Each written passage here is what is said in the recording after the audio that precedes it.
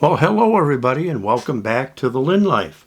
Well, about 2 months ago, I mentioned that I had a new kit for my model railroad I was going to be working on, and I said that I would be giving you some updates, and I haven't.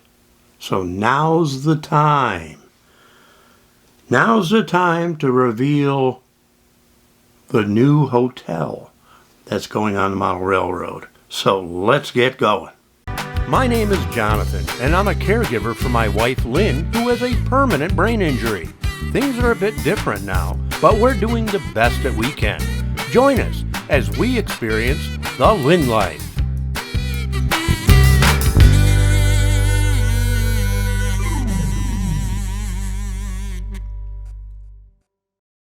Yeah, so it was about 2 months ago that I first started on this kit. I mean, it starts out as a kit. It's actually a Walther's kit. I believe it was called the Ashmore Hotel. That was the name of the kit. And it's, I always kit bash. I kit bash or I scratch build portions of it, things like that. I have to kind of give it my own flair, so to speak. And that's what I've been doing with this. I want to show you a few of the details, and because it's interesting. And it's also the name. The name is interesting because we've named the hotel the Lynnemore Hotel. And Lynn has seen it, and she's aware that the hotel is named after her. And it's got some interesting details, and I want to show them to you. Now, you got an HO scale taxi right here. I think it's a 1938 or whatever year it is, I don't know. The model railroad takes place in the early 40s, the war era. So I get an old taxi. I'm going to put that in front for scale. And I'm going to take some close-up pictures of, I'm going to use my cell phone actually, close-up pictures of the first floor. The hotel is not 100% done. It's mostly done. It's all weathered. There's curtains in the windows, and it's lit. This is all fully lit, and we're going to show you later what it looks like at night. You know, I'm going to shut off all the lights so you can see that. And I also have an animated sign up at the top too. That's really cool. So I want to show you some of that and explain to you how I weather it. Now, I used to, years ago, when it came to some of my kits, some buildings and structures and things like that, I would use an airbrush. I have a couple airbrushes and a little booth, like kind of like a little paint booth that I'll use. And that's a great, it's a great option. It works good. But I've discovered since then that weathering or using chalk, like weathering chalks and pastels, is a little better. I mean, it's easier to use, and the cleanup is a lot nicer. I don't have to clean the airbrush and go through all that stuff. So this was completely weathered using chalk, and I like it. I like the idea of doing that. Everything on a model railroad should be weathered to some degree, even if it's brand new. There's always some weather. And like whether it's a sidewalk, whether it's the building, whatever. And there's all kinds of different colors. I use a lot of like black and stuff like that up at the top that would gather. Use it in other areas too, but especially along the little edges and stuff like that would be black.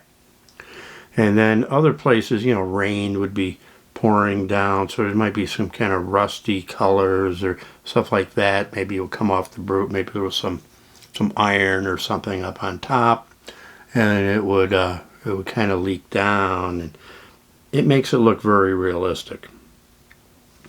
Now the downstairs, I'm showing you some footage now that I shot with my cell phone.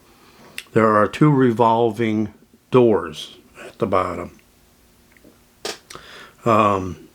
The Walthers kit gives you a lot of options. So you can build it a lot of different ways. And I chose to put 2 revolving doors in the front. And I did do some interior work. That's not part of the kit. I like doing interior work. I think it adds a lot. But depending on how well the building is going to be seen, if it's not that, close up, then I'll do minimal interior work. This one I did sort of moderate, somewhere in between. There are some people inside. There's some plants up front in front of the windows. There is a tile floor. There's a background. And that's pretty much all we need. On the outside, when it's put on the model railroad, I will be putting a taxi cab out in front and have some people getting out and some people on the sidewalk. That really adds a lot. Adds a lot more, like it looks real. It looks like it's, people are living in it. So, and then when it comes to the lighting, that adds a lot too. You probably can't see it now, but you'll see it when the lights are off, that I have some of these rooms blacked out to appear as if the room is not inhabited, or the people are not there, or there's some vacancy or whatever. But I don't like it when buildings are completely lit all the way.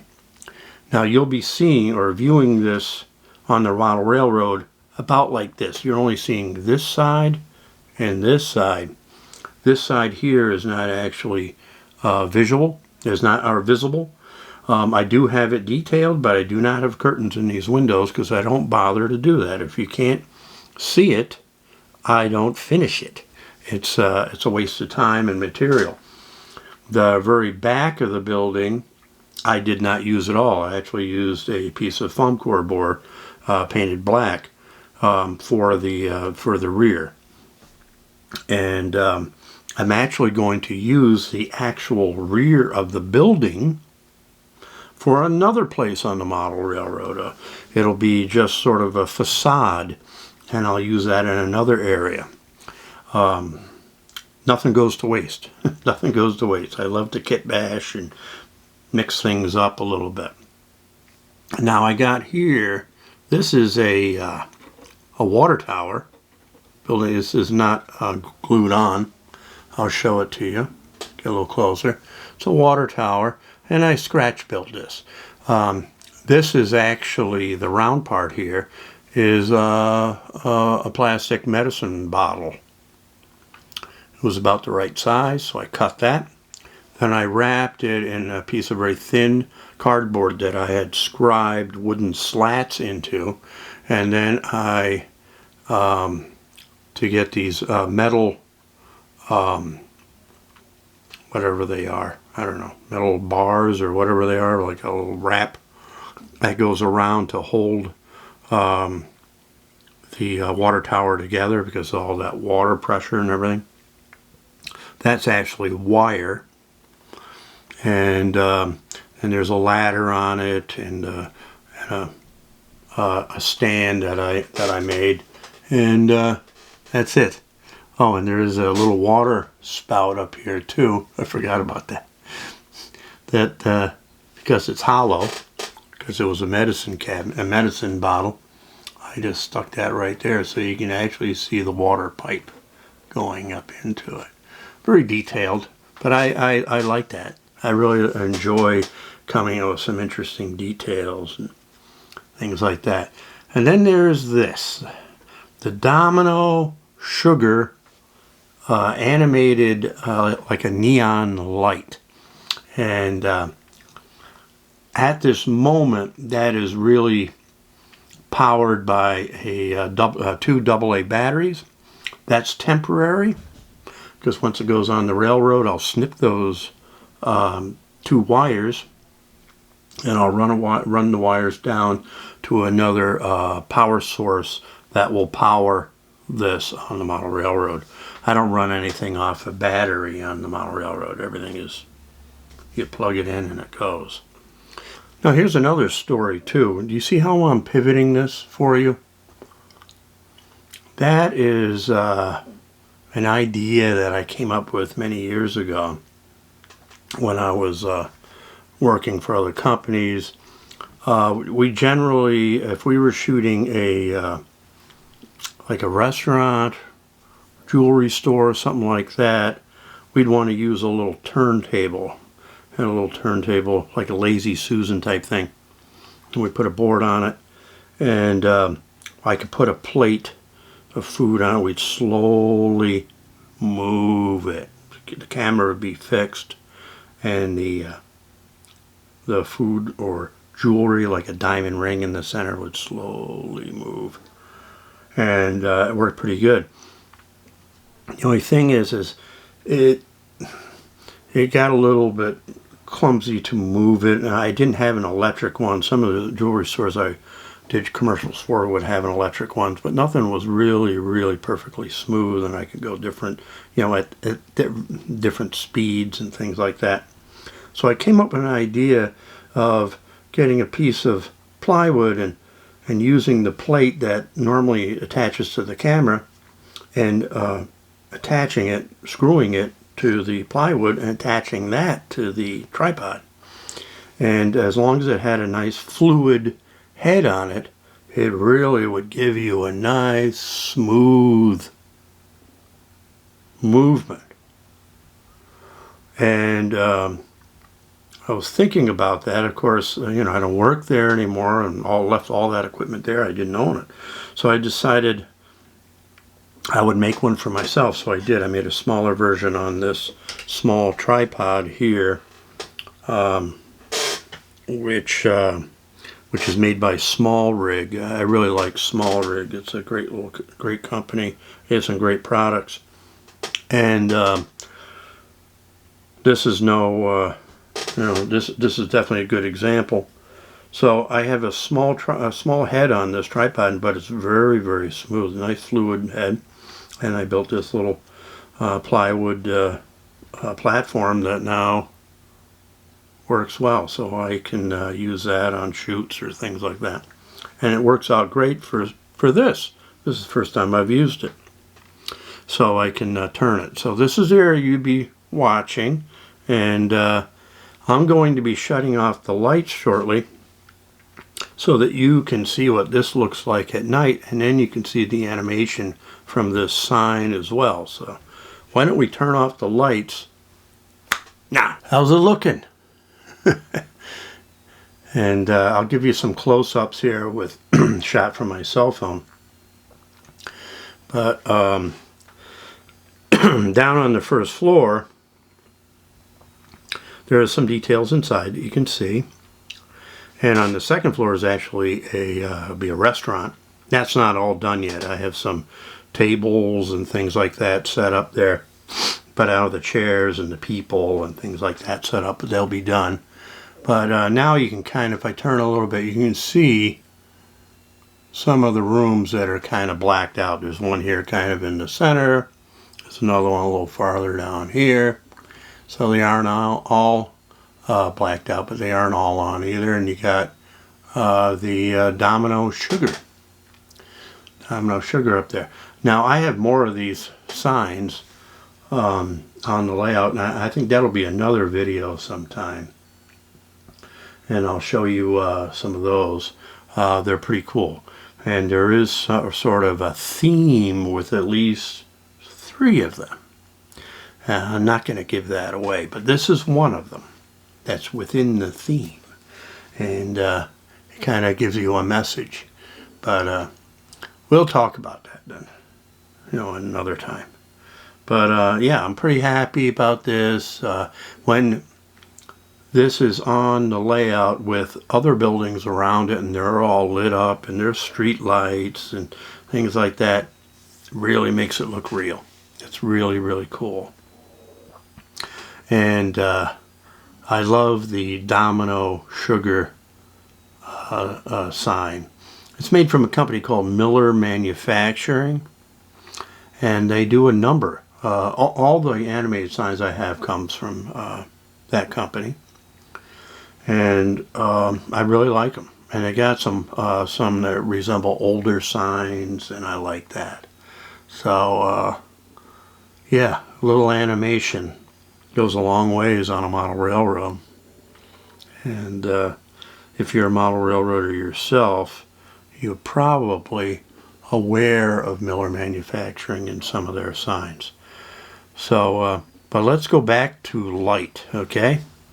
All right, we're back, and it's we can see. But I did most of this work on this building weeks and weeks ago. I haven't been working on it any time recently, but I was trying to think what I was going to do this week, and I thought, geez, I haven't done an update on the Linnmore Hotel. So I want to make sure I did that. And then the day after tomorrow, Saturday, Justin and I are going to Toy Fest, which in Syracuse, put on by the same people that did a Collector Con, which we did a while back. So I'm looking forward to that. I hope we see some different stuff. I hope I find some things like Hot Wheels, some vintage toys, Hot Wheels, G.I. Joes, things like that. I already know there's going to be some other stuff, like a lot of Funko Pops and things like that. But I'm really looking for the older stuff, but we'll see. It'll be interesting. I like going to things like that, and it should be fun. So that'll be the next video after this one. So what I'll do after that, I have no idea. But just to give you quick updates about Lynn and I. Lynn's doing well. She went to her oncologist, and everything is looking good. It's looking good so far. So she had a good appointment. My back is feeling much better. I've been to a physical therapist, and I'm doing exercises now for my back. And I actually feel like that might be working a little bit. So I'll keep it going. I go back on Monday, and she said she's going to give me harder exercises to do. So I have that going on. What else? Went to the dentist, got some dentistry going on. That's going fine. But other than that, we're good. And I'm anxious to get this onto the railroad. I put it in a temporary spot for now, but I'm anxious to get this on and kind of permanently set it all up. Pretty happy with it. The Linnmore Hotel. Do have a couple little signs. You can actually see it just above the turnstiles here, or the revolving doors. I made that, and with the light behind it, it kind of lights up. So that's cool. There's some other roof details that got to be done, some vents and things like that up here. This actually, the water tower needs to be glued on, and I need to put some more people in the restaurant, and a couple of little signs over here that got to be done. Not much. It's something I could finish up easily within a day or even a couple hours. So when it's in place and everything's all set up, I'll show you that. When it's in, next is another kind of a very tall building. You may have seen it in some other videos. That'll be right next to it, and that also has an animated sign on it.